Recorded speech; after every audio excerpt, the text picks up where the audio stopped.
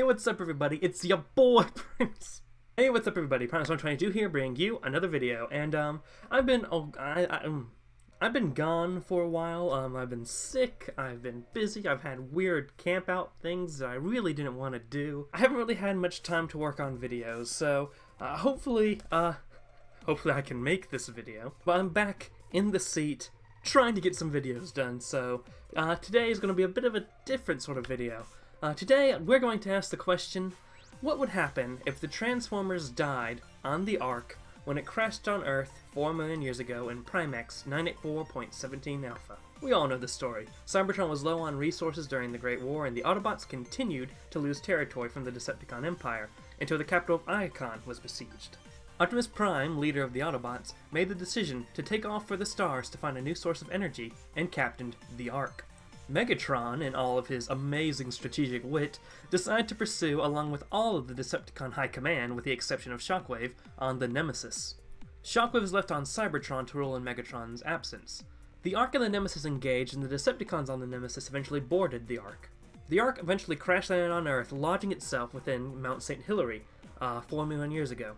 This caused all the combatants to go into stasis lock. In 1984, 4 million years after the crash, the volcano erupted and the Transformers awoke once more, starting their fight on Earth.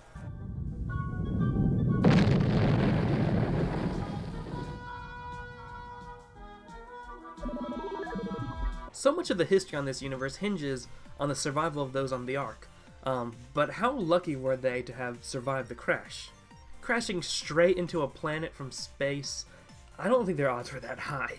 So, let's take a look at one of the possible scenarios that would have come from the untimely deaths of Optimus Prime's Autobots and Megatron's Decepticons.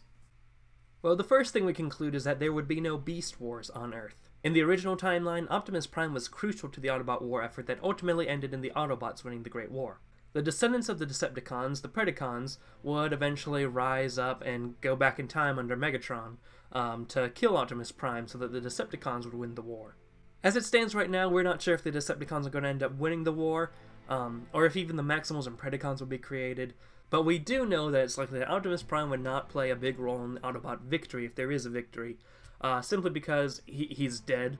Because the Beast Wars did not happen, the Vok will still end up observing the planet. They're complete with their Planet Buster in the Skyray to destroy anything that threatens the rise of humanity. And other Vok artifacts like the Brigadoon are still in the area. The planet was also seeded with large deposits of energon, so to help destroy the planet if anything came up where humanity wouldn't come out on top. You know, the Vok want to protect Earth, protect humanity, but if they can't, may as well blow it all up. I mean, what's the big problem with that? And it should be known that this energon creates a good bit of damage to Cybertronians on Earth. In the wreckage of the Ark, the ghost of Starscream arrives because he has his immortal spark. He can't exactly possess any of the bodies on the Ark because they're all broken, but with Megatron dead, Starscream will believe that it's his time to lead, and that he'll find new leadership and a new body over on Cybertron. Starscream would head over to Cybertron and find the planet in a similar state to what it was in the original timeline. It'd be fully occupied by the Decepticons with Shockwave in command, except there would be a few pockets of resistance from like the female Autobots and Alpha Trion.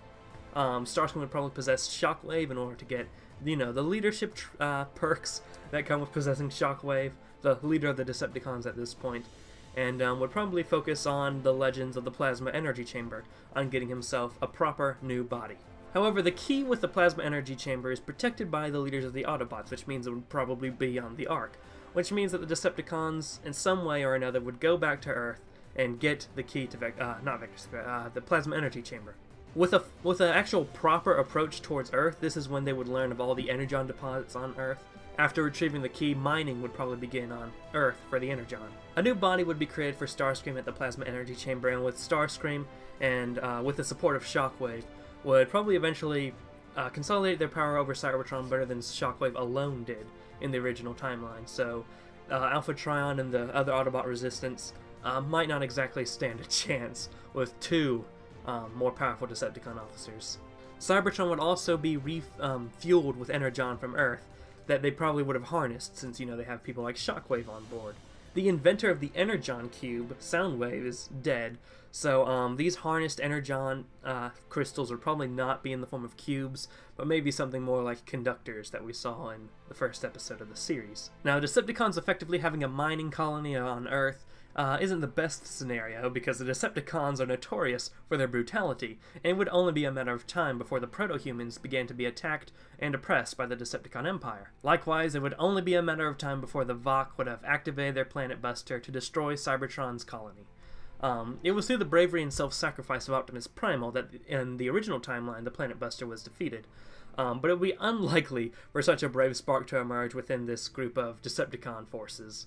While Cybertron would have likely gained enough profit from the colony to survive, opposed to their critical lack of energy before, whatever Cybertron assets on Earth would be destroyed when the Planet Buster would be activated. The Energon colonies, humanity, Earth, Cobra-La, the Inhumanoid, Skyfire, the Insecticons, the Ark, the Matrix of Leadership, the Nemesis, all of it would be destroyed in the great destruction of the planet.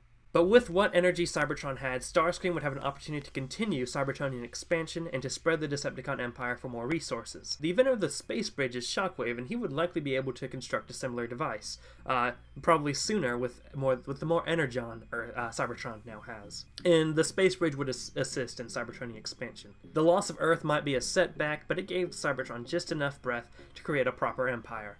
Planets would have fallen to the Decepticon Empire. These include Junkion, possibly Lithone, and any other planet close enough to the Decepticon Empire to spread out into. The expansion of the Decepticon Empire would of course lead to contact with Quintessa and the Quintessons. This point in time would likely be before the Quintessons were able to seal off the Zamojin 5,000 years ago. At this point in time, the Quintessons likely would have had a considerable army, though it was mostly gaining power and influence through trading and technology. These creations of Unicron probably, in the end, would not be able to stand a chance against the Decepticon Empire, and in an interesting twist of fate, the former oppressors of the Cybertronians would now be oppressed by Cybertronians. Candidly, the Decepticon Empire would have an opportunity to expand for millions of years, crushing any threat that tried to face them, and could quite have possibly conquered the universe. 5,000 years ago would be when the Zamojin would inevitably rise up against the Decepticons. With their strong density and telepathic abilities against the sheer might of the Decepticon Empire, it's really hard to gauge how the war would go. After much fighting, the Decepticons could have beaten the Zamojin with sheer numbers, or the Zamojin could have beaten the Decepticons back enough to create their own independent pocket, or the Zamojin could possibly have beaten the Decepticon to the point that they would lose much of their territory and influence. We'll go with the middle ground here, of the Zamojin at least getting independence of their own pocket in space.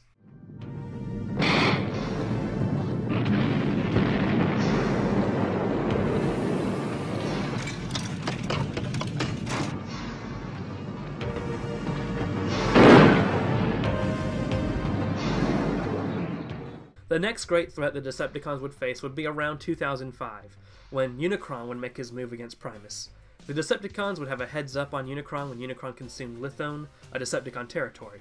There may have been multiple attempts at stopping Unicron between Lithone and the moons of Cybertron, but all of these would have very likely had little effect. The singular Unicron can be destroyed by two means, the Matrix of Leadership, or unity of Primus's children, the Autobots and Decepticons. However, we really don't know if Primacron's Unicron had that additional weakness of unity, this weakness of Autobot-Decepticon harmony. Even if he did have that weakness, it's hard to tell if the complete eradication of the Autobots is part of a Autobot-Decepticon harmony or Cybertronian unity. It's really hard to tell if, wiping out another race creates a harmonious society. Particularly a society that's made only by Decepticons, who have a tendency to be more brutal, evil, and thuggish. Assuming the Matrix of Leadership is the only way to destroy a Primacronian Unicron, the Decepticon Empire would be doomed, as the Matrix would have been destroyed in the destruction of Earth millions of years earlier.